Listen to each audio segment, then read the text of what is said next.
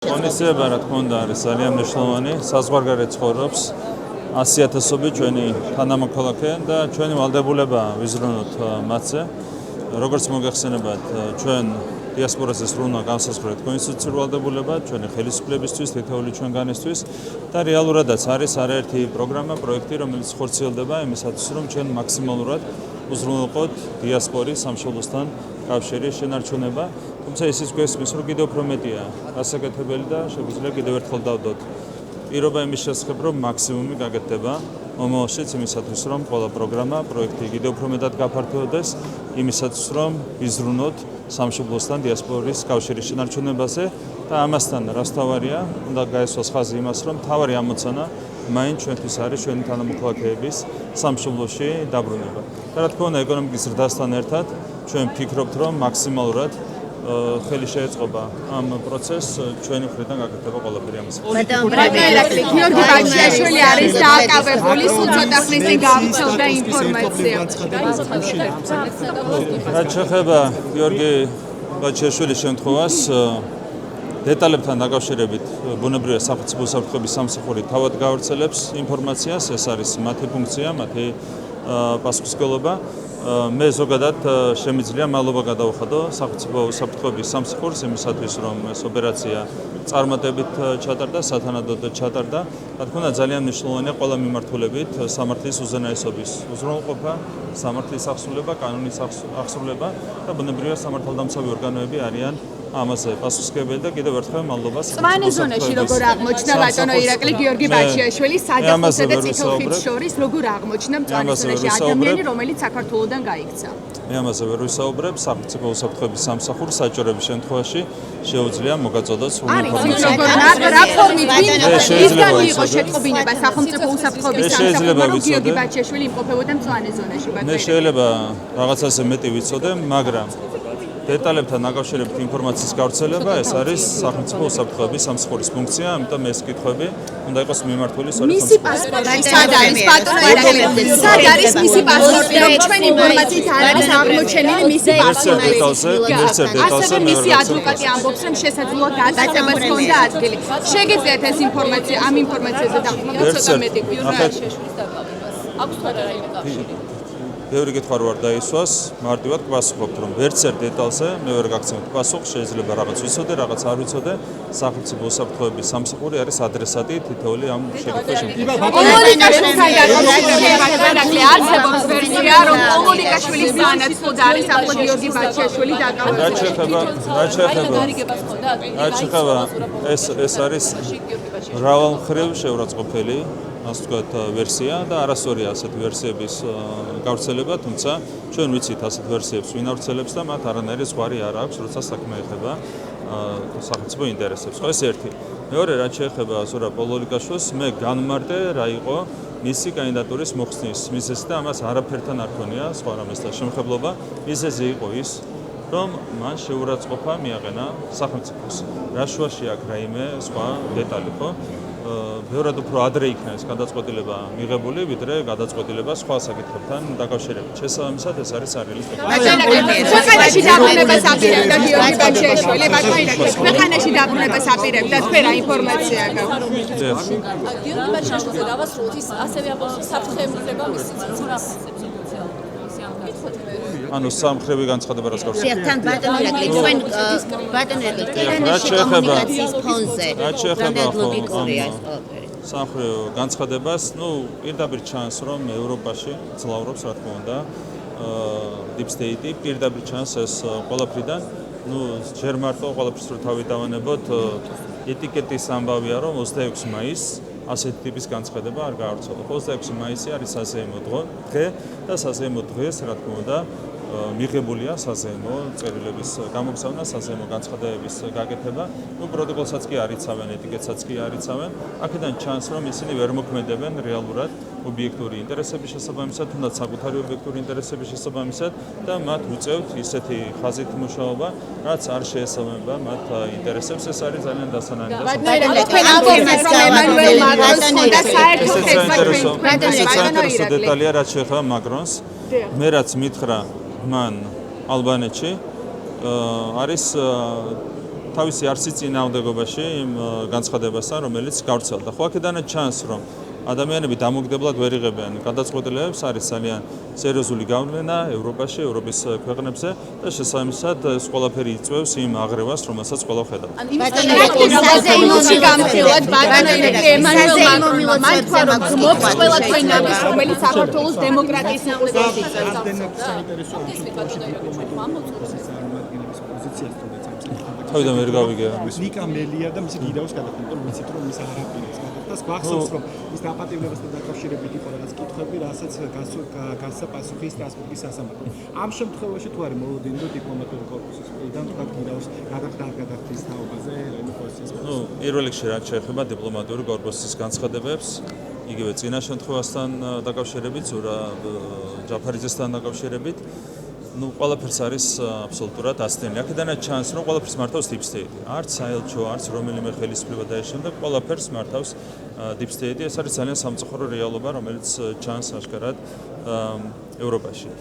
თქვენ ასევე გახსოვთ თავის დროზე მელიას დაკავებასთან დაკავშირებული განცხადებები 3 წლის თავზე სტრასბურგის სასამართლომ დაადასტურა, რომ სახელმწიფო მოქმედებდა სამართლის ადამიანის უფლებების პრინციპების სრული დაცვით. თქვენ მოისმინეთ რომელიმე ელჩის ან რომელიმე საელჩოს რომელიმე ქვეყნის ბოდიში ამასთან დაკავშირებით, როდესაც ჩვენ გვიგრძალავდნენ სამართლის უზენაესობის პრინციპის მიხედვით მოქმედებას. ეს იყო სამართლიანო განცხადებები და არაერთმა საელჩომ გააკეთა თავის დროზე მელიას დაკავებასთან დაკავშირებით სამართლიანო განცხადებები. შემდეგ სტრასბურგის სასამართლომ დაადგინა, რომ ეს განცხადებები იყო სამართლიანო, მაგრამ დღემდე არც ერთ შესაბამის სახელმწიფოს, არც ერთ საელჩოს, არც ერთ ელჩს არ მოუხდია ამასთან დაკავშირებით ბოდიში. და ეხლა უფრო მეტიც კადრულობენ და იგივე სიმეორებენ 3 წლის თავზე. რაც ბუნებრივია უნდა იყოს საზოგადოების შეფასების.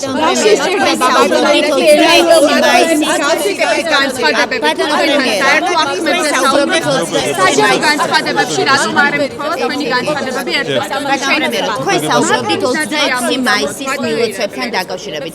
ჩვენ ვნახეთ ბევრი ქვეყნიდან მილოცვა მხოლოდ ქართველი ხალხის მისამართით და გვახსოვს, რომ ასეთი დაყოფა ხელისუფლებისა და ხალხის მაგალითად ხშირად არის რუსეთის ფედერაციის მხრიდან, როდესაც ის აგზავნის მილოცვებს პრეზიდენტს გულისხმობ. თქვენ როგორ გაიგეთ აი ეს მილოცვები, რომელიც ნახეთ მხოლოდ ქართველი ხალხის მისამართით?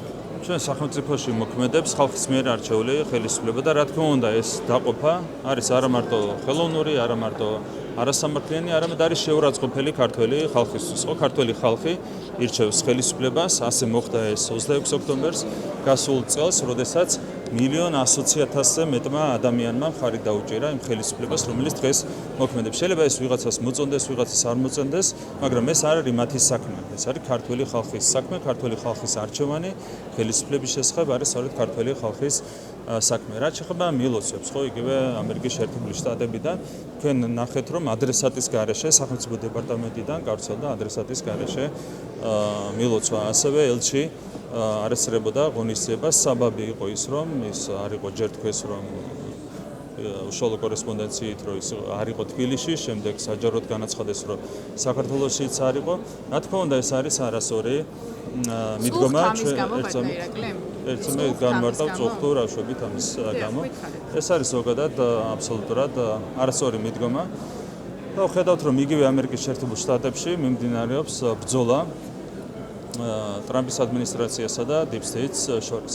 ამ შემთხვევაში აშკარად გამოჩნდა, რომ იგივე სახელმწიფო დეპარტამენტის ხაზით პირდაპირ უპირატესობა, დომინირებული მდგომარეობა ჰქონდა Deep State-ს და ამას უკავშირდება ის აქტები, რომლებიც ჩვენ ვიხილეთ. ხო, ეს არის არასწორი დამოკიდებულება, ეს არის ასევე აროგანტული დამოკიდებულება. თქვენ გახსოვთ, რომ NGO-ების მეშვეობით საქართველოში ქმნიდნენ რაღაც ვირტუალურ რეალობას, იგივე დახმარებასთან დაკავშირებით, ამერიკულ დახმარებასთან დაკავშირებით.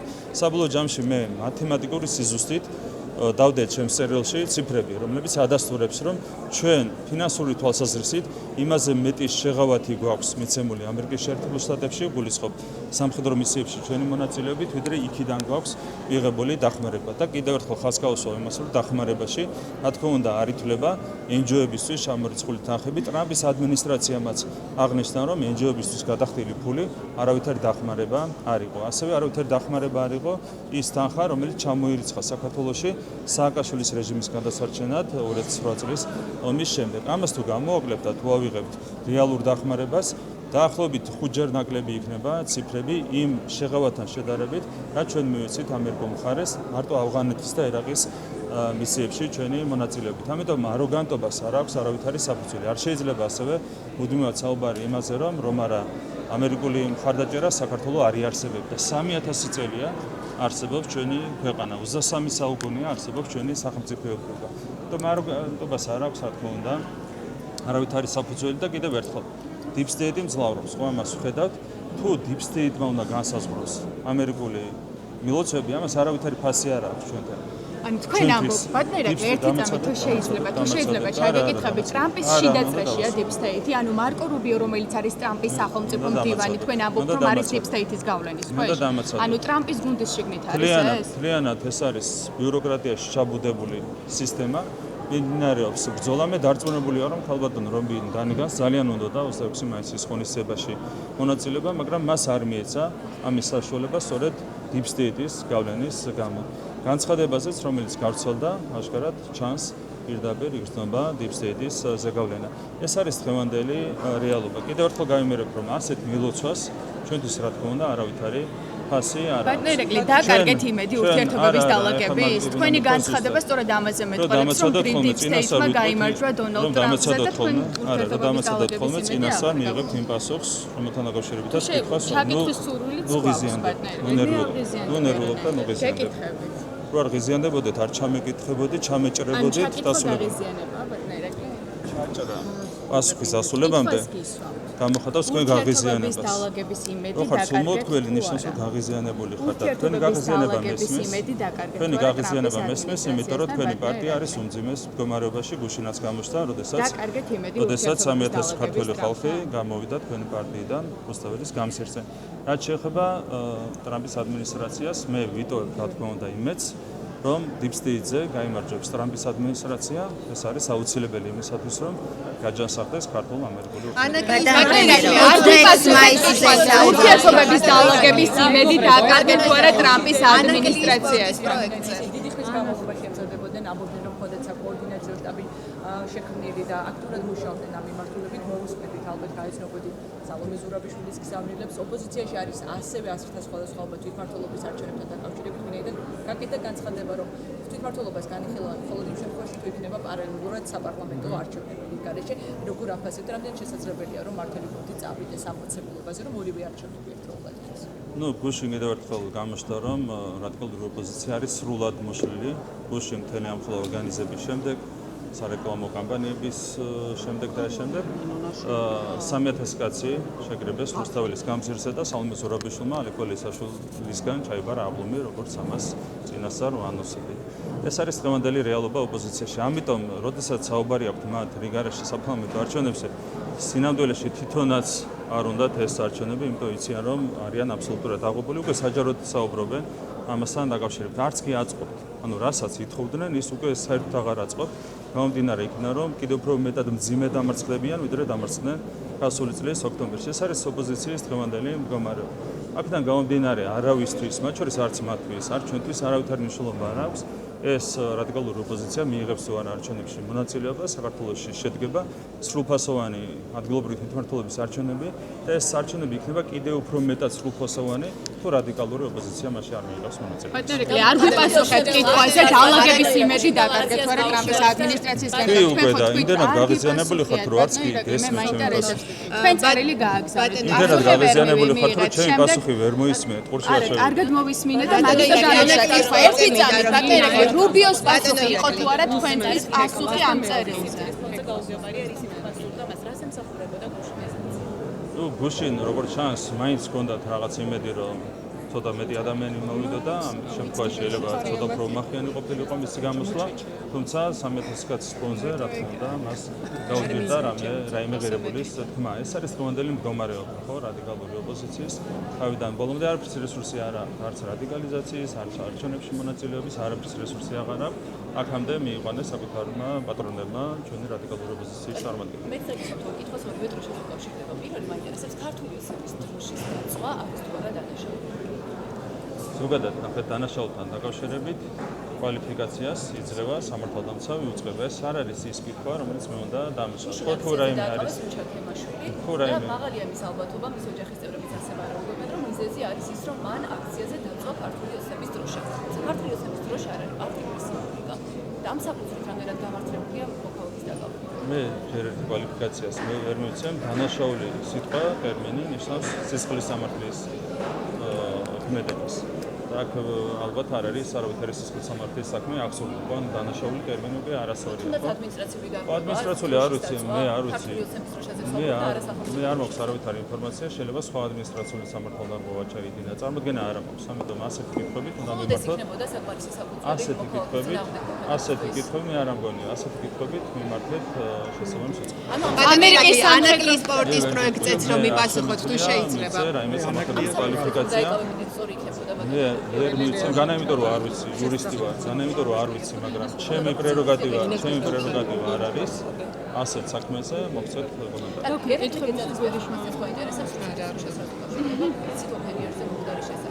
და იცით იმის შესახებაც, რომ მიწეთის ოფიციალური პირებისგან აქვს მკაცრი გამოხმაურება მომხდარს და თქვა, რომ საგამოძიებო უწყებები დაიწყებენ რეაგირებას რუსეთში ერეკლე გეძაძის წინააღმდეგ. რას პირდება ქართული სახელმწიფო ერეკლე გეძაძის ჩემ საინტერესო არ არის რა კომენტარს აკეთებს რუსული მხარე. ერთი რამ შემიძლია გითხრათ, რომ როდესაც ასეთ რაღაცას, რა მნიშვნელობა აქვს იქ რა დროშაზეა საუბარი. როდესაც გამოდიხარ რამდენიმე ათასი ადამიანის წინაშე და ასეთ რაღაცას აკეთებ, ეს ნამდვილად არ შეესატყვისება ქართულ კულტურას. ეს არის უბრალოდ უკულტურობა. რაც შემიძლია გითხრათ. დანარჩენი მე არ მაინტერესებს რუსული მხარის კომენტარი. ბატონო ირაკლი, ეკონომიკის პროექტებზე მინდა გითხოთ ანაკლის სპორტის პროექტზე. ბატონო ირაკლი, ამერიკის სამხედრო დაზვერვის დოკუმენტი გავრცელდა. ბატონო ირაკლი, ანაკლის სპორტის პროექტზე მინდა გითხოთ თუ შეიძლება, მეც რომ მიპასუხოთ. სადოთ ელენეს. ფრედაზუსტებით რა თუ შეიძლება თქვენ თქვით რომ მაკრონმა რაღაც განსხვავებული გითხრათ ამ იმის საწინააღმდეგო, რაც ვაიმარის განცხადებით გავრცელდა. აი ეს არის მნიშვნელოვანი, რომ სულისკვეთება იყო სრულიად საწინააღმდეგო იმისა, რაც ამ განცხადებაში ბატონო ირაკლი, ეკონომიკურ პროექტებზე მინდა გითხოთ ანაკლის სპორტის პროექტთან დაკავშირებით. ბატონო ირაკლი, არა მარტო მაკრონზე, ევროპული სახელმწიფოების ხელისუფლებების უმეტესობაზე deep state აქვს პრინციპული გავლენა. უმრავლესობაზე გიბასა. ბატონო ირაკლი, ანაკლის სპორტის პროექტში შესარჩევი ინვესტორის შესარჩევი პროცესი როგორ მიმდინარეობს? თითქმის 1 წელია ეს პროცესი ცოტა გაჭიანურდა, ასევე მინდა გითხოთ მსხვილ ენერგეტიკულ პროექტებზე, როგორიცაა ხუდონი, ნესკრა, აქ განიხილავდა სახელმწიფო საკუთარი ჩართულობით ამ პროექტების განხორციელებას, ისევ განიხილავთ თუ არას? კი, პირველ რიგში რაც შეეხება ანაკლიას, რეალურად არაფერი არ იწელება ერთი მარტივი მიზეზის გამო, სამუშაოები არის უკვე დაწყებული. რა თქმა უნდა, გარკვეული დრო ჭირდება ხელშეკრულების გაფორმებას, კი, რა თქმა უნდა, ამ კუთხით შეიძლებოდა რაღაც უფრო მალე დასრულებულიყო, თუმცა ობიექტური მიზეზებია, რის გამო ჯერჯერობით შეთანხმება არ არის ხელმოწერილი, მაგრამ ეს არავითარ შემთხვევაში არაფერ ხებს სამუშაოების წარმართვას და ჩვენ თვალყურს მივატევთ. რაზეა დამოკიდებული ბატონო ირაკლი ინვესტორის შერჩევა? მოლაპარაკებების, მთლიანად მოლაპარაკებების საქმეა. ბატონო ირაკლი, ამერიკის ენერგეტიკულ პროექტების განცხადება თუ შეიძლება ენერგეტიკას აქ ჯერ შესავალს გავაკეთებ, თქვენ გახსოვთ, რომ მთელი აგენტურა იყო ჩართული სტრატეგიული ენერგეტიკული პროექტების განხორციელების შეფერხებაში. რასაც ჩვენ მომავალში არ დავუშვებთ, ამ შემთხვევაში სამართლის უზენაესობა იქნება ბოლომდე დაცული და ეროვნული ინტერესები იქნება ბოლომდე დაცული. არის რამდენიმე მსხვილი, ასევე არის არამსხვილი ენერგეტიკული პროექტები, რომლებიც აუცილებლად განხორციელდება, უკვე დაწყებულია ყველა მიმართულებით, არის მათ შორის 3 მსხვილი პროექტი, რასთან დაკავშირებითაც არის დაწყებული ინტენსიური სამუშაოები. ყველა პროექტი, მათ შორის რაც ჩამოთვალეთ, იმ პროექტებზეც არის საუბარი, ხო?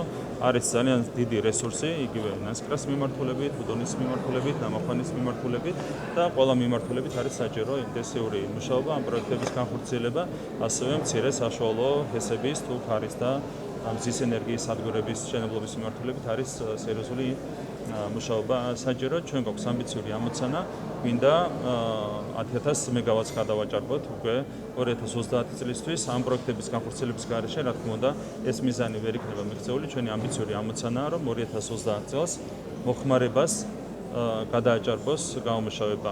ეს მიზანი უნდა იყოს მიღწეული, ეს სჭირდება საქართველოს ეკონომიკურ დამოუკიდებლობას და ზოგადად ჩვენი ქვეყნის დამოუკიდებლობას შესაბამისად ყველა მიმართულებით ძალიან აქტიურად იმუშავებთ.